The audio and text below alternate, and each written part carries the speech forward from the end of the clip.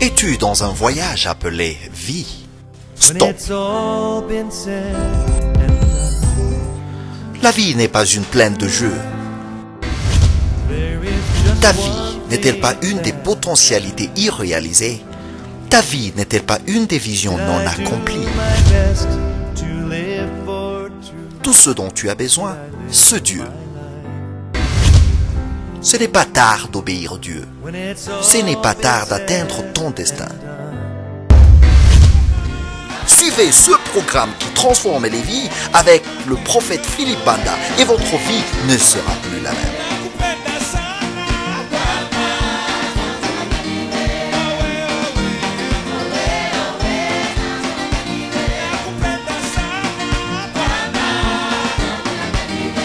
Impact Focus Ministries, faire les œuvres de Jésus-Christ.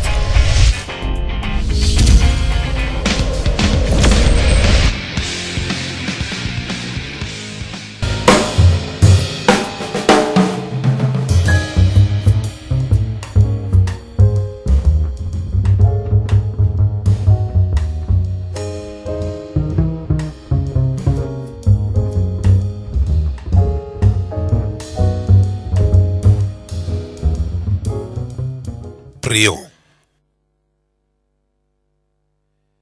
Père, nous sommes ici pour toi.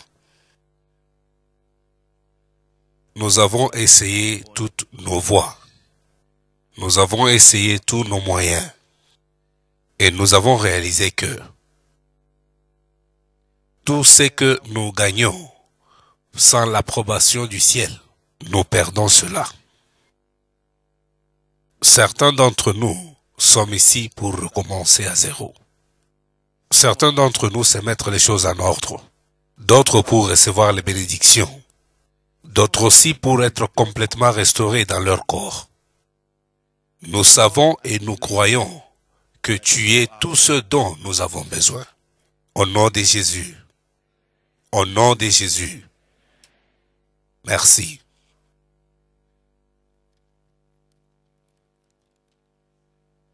Voilà. Nous devons savoir que la chrétienté, il ne s'agit pas seulement d'en parler. Dites à votre voisin. Encore une fois, c'est la démonstration de l'amour de Dieu, la puissance de Dieu pour sauver, guérir, délivrer et bénir. C'est ça la chrétienté. Nous sommes habitués à seulement parler de la chrétienté. C'est pourquoi nous abandonnons. La chrétienté, ce n'est pas seulement les paroles. C'est démontrer la puissance de Dieu, l'amour de Dieu, pour sauver, pour guérir, pour délivrer et pour bénir. C'est-à-dire chaque fois que nous venons vers Dieu, c'est pour toutes ces choses. Il y a ceux qui sont ici en train de chercher le salut. Il y a d'autres dans cette salle aujourd'hui qui cherchent la guérison. Il y a d'autres dans cette salle qui cherchent la délivrance. Il y a d'autres dans cette salle cherchant à être bénis par Dieu.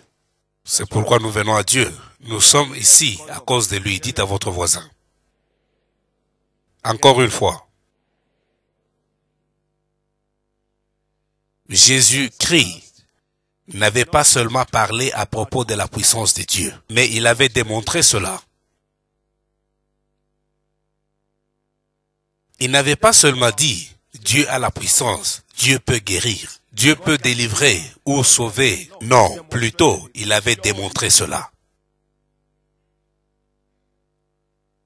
C'est pourquoi, tout celui qui est envoyé par Jésus, il fera ce que Jésus faisait. Tout celui qui est messager de Christ, il fera cela. Jésus ne peut pas vous envoyer sans toutefois vous donner la puissance de sauver, la puissance de guérir, la puissance de délivrer, et la puissance de bénir. Il ne peut pas. À moins que vous vous êtes envoyé vous-même. Ça, c'est une forte déclaration. Vous ne pouvez dire cela que quand vous connaissez qui est Jésus. Si vous avez seulement lu la Bible et vous commencez à prêcher ou enseigner, vous ne pouvez pas faire cette déclaration. À moins qu'il vous envoie.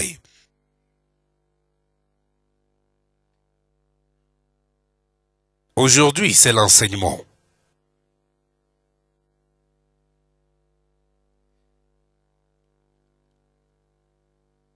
L'enseignement sur la sorcellerie. Dites à votre voisin. Nous allons apprendre à propos de la sorcellerie dans l'église. Dites à votre voisin. Je ne vous saisis pas.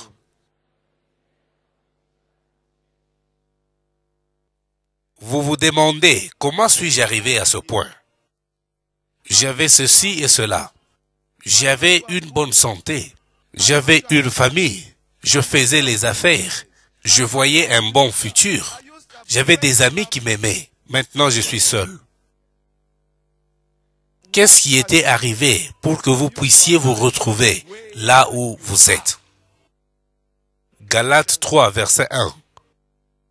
Vous vous rappelez que quand vous aviez commencé, vous n'étiez pas comme ceci. Qu'est-ce qui s'est passé entre là où vous étiez et là où vous êtes maintenant? Vous ne pouvez pas expliquer. Mais vous ne faites que pleurer chaque nuit. Personne ne peut vous comprendre, seul Dieu. Lisez Galates 3, verset 1. Galates 3, verset 1. Ô Galates dépourvus de sens, qui vous a fasciné? Et voilà.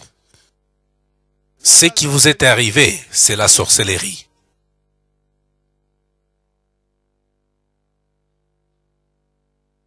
Demandez à votre voisin qui vous a ensorcelé. Et comment aviez-vous permis que la sorcellerie vous atteigne? Beaucoup de chrétiens se disent que comme ils sont nés de nouveau, la sorcellerie ne peut rien faire. Pourquoi alors êtes-vous de la sorte? Qui vous a ensorcelé? Vous aviez un bon futur. Les promesses de Dieu étaient juste devant vous. Maintenant, elles sont très loin. Vous étiez très actif avant. Maintenant, vous êtes très froid et découragé. Vous êtes très découragé. Vous étiez une bonne mère, un bon père. Maintenant, vous avez beaucoup d'amertume. Et vous avez beaucoup de douleurs que vous ne pouvez pas expliquer.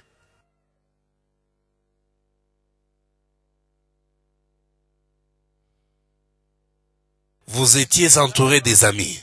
Maintenant, vous vous cachez des amis. Soit ce sont les amis qui ne veulent plus de vous. Qu'est-ce qui était arrivé? Les gens avaient l'habitude de vous respecter, de vous honorer. Mais ce n'est plus le cas. Vous étiez une personne telle que quand vous vous réveillez le matin, vous regardez la journée qui commence et vous dites que je vais réussir. Mais maintenant, vous vous réveillez vaincu. Maintenant, vous vous réveillez presque à terme de quitter votre vie.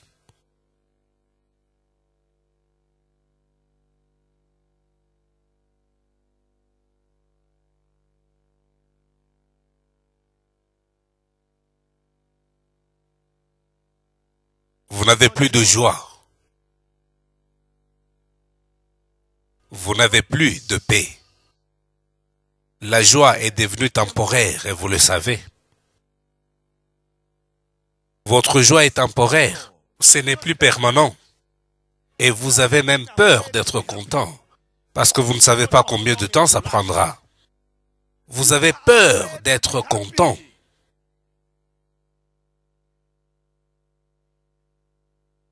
Même tout ce que vous avez maintenant, vous n'êtes pas sûr si vous allez maintenir cela. Parce que vous ne savez même pas comment c'était venu, et n'importe quand ça peut partir. Qu'est-ce qui était arrivé? Vous ne regardez plus dans le futur. Quand vous êtes seul, vous regardez en arrière. Qui vous étiez? Ce que vous aviez. C'est douloureux. C'est douloureux. Dans cet état, les gens commettent les suicides. Remercions Dieu, vous êtes chrétien. Remercions Dieu, vous êtes chrétien. Vous savez que ce que je dis est un fait. Jésus parlait les faits, pas la théorie. Vous êtes venu ici pour recevoir de l'aide. C'est ça l'importance de l'Église. Nous venons à l'Église pour recevoir de l'aide. Alors il n'y a rien à avoir honte. Mais ma question est la suivante. Qui vous a ensorcelé?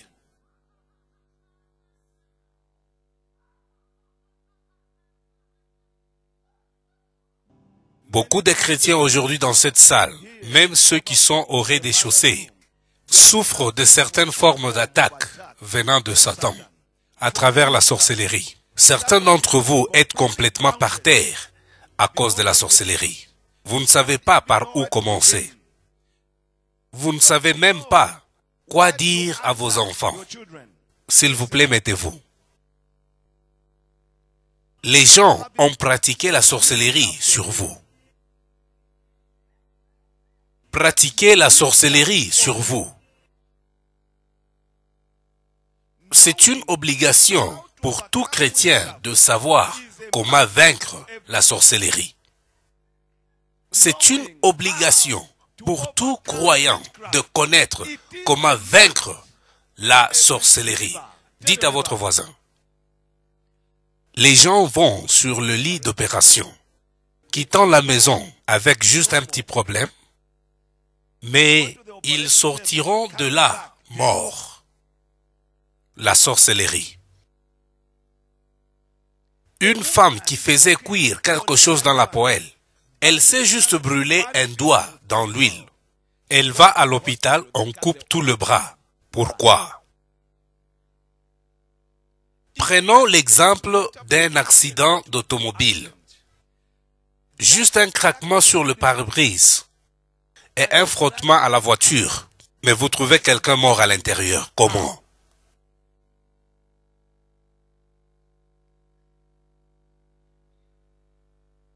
Les affaires qui marchaient extrêmement bien.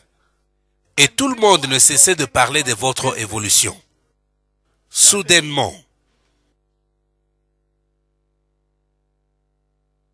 ça s'arrête. Et vous commencez à descendre. Vous ne savez même pas où tenir pour arrêter cela de descendre.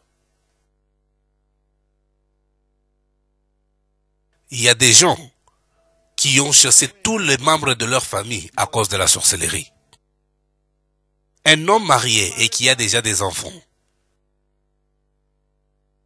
Mais, tout d'un coup, il devient alcoolique. La femme et les enfants dispersés. L'oncle garde un enfant. La tante garde un enfant. La grand-mère garde un enfant. Et ses amis gardent d'autres enfants. Et ça lui fait très mal. Il sait que ce n'est pas comme ça qu'il faut garder la famille. Mais il n'a pas la capacité de les réunir. L'homme est ensorcelé. Et la société se moque de lui, au lieu d'aider cette personne à reconstruire sa famille. Cet homme peut paraître bien et composé extérieurement, alors que cet homme est envoûté. Cet homme est sous la puissance de la sorcellerie. Les gens l'ont ensorcelé. Les gens perdent leur position sans le savoir. Beaucoup d'entre nous sommes allés à certains endroits à cause des échecs dans la vie. Vous ne pouvez pas expliquer ce qui vous arrive. À cause de cela, vous êtes allé dans la maison d'un sorcier. Vous avez passé toute la nuit pour consulter votre futur. Vous êtes ici. Vous étiez dans la maison d'un sorcier pour consulter votre futur parce que vous ne compreniez pas ce qui s'est passé avec vous. N'étiez-vous pas parti chez un sorcier pour toute une nuit, comme le roi Saül l'avait fait? Quand vous allez à un sorcier pour la consultation, c'est-à-dire vous êtes foutu. Comment expliquer que Satan puisse vous donner une destinée? La destinée vient de Dieu.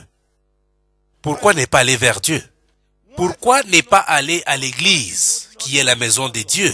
Pourquoi étiez-vous allé dans la maison d'un sorcier? La confusion. Est-ce que je parle à quelqu'un ici? Parce que si ça n'a pas un sens, je vais alors arrêter. Le message doit être à mesure d'aider quelqu'un. C'est pourquoi c'est un message.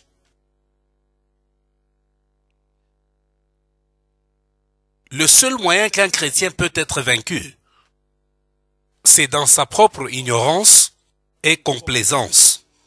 Votre propre ignorance et votre complaisance.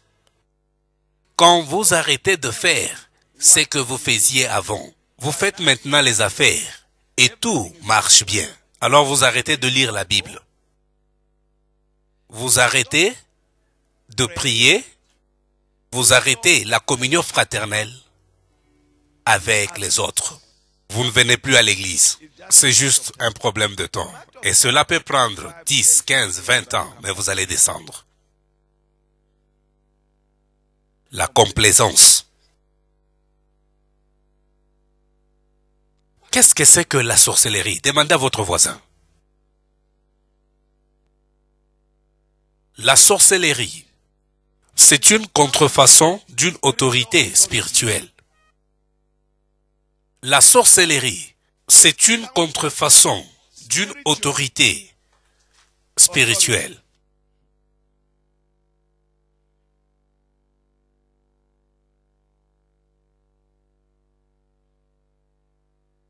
C'est utiliser un autre esprit à la place du Saint-Esprit.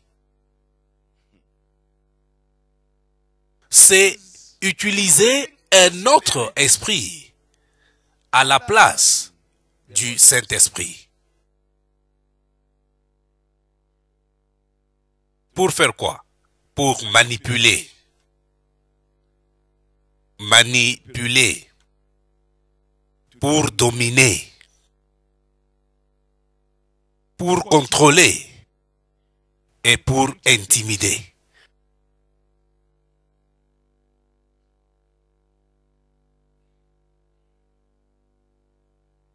La femme peut utiliser la sorcellerie sur son mari à travers le sexe. Si il y a beaucoup de femmes qui sont dans l'église, mais elles sont sorcières envers leur mari. N'êtes-vous pas l'une d'elles? Quand vous voulez que votre mari puisse faire ceci ou cela pour vous, quand il veut vous approcher au lit, vous dites non, non, non, vous n'avez pas encore fait ceci, vous n'avez pas fait cela. Vous utilisez le sexe pour ensorceler votre mari. Vous m'écoutez? Êtes-vous délivré? Êtes-vous délivré de la sorcellerie du sexe? Comment? Non, monsieur. Vous continuez à utiliser cela pour contrôler votre mari, n'est-ce pas? Oui, monsieur. Pour le manipuler. Voyez-vous, elle n'est pas la seule. Elle n'est pas la seule. Même le mari utilisait l'argent comme sorcellerie envers votre femme. Je ne te donnerai pas. Pas du tout. Pourquoi? Voilà que vous êtes enceinte maintenant. Mais vous êtes aussi sorcière. Je vais vous délivrer aujourd'hui au nom de Jésus.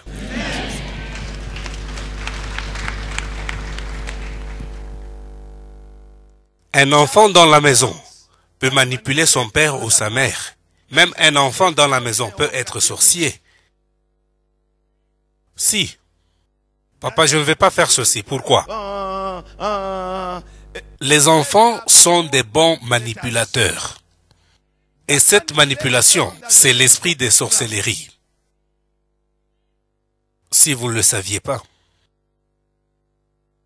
Jusque-là, avec les peu que je viens de dire, combien réalisent qu'ils étaient en train de pratiquer la sorcellerie? Combien? Vous étiez en train de manipuler, de contrôler et d'intimider sur n'importe qui. Vous utilisiez cette autorité pour contrôler, manipuler et dominer.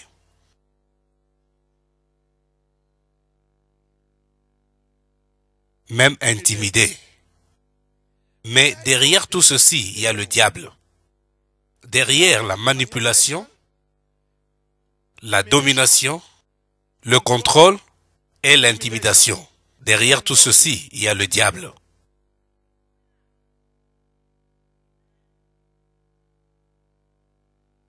La sorcellerie dont je vous parle maintenant se dégénère plus vite à un pouvoir démoniaque.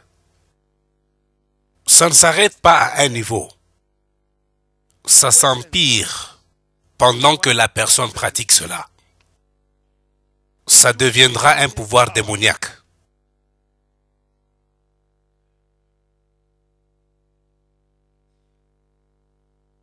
Nous devons nous repentir de certaines voies que nous avions utilisées pour réussir dans nos vies. Nous devons nous repentir de cela. Nous avions utilisé certaines des méthodes mentionnées avant pour s'acquérir tout ce qu'on voulait. Ce n'est pas correct. Satan ne peut pas chasser Satan.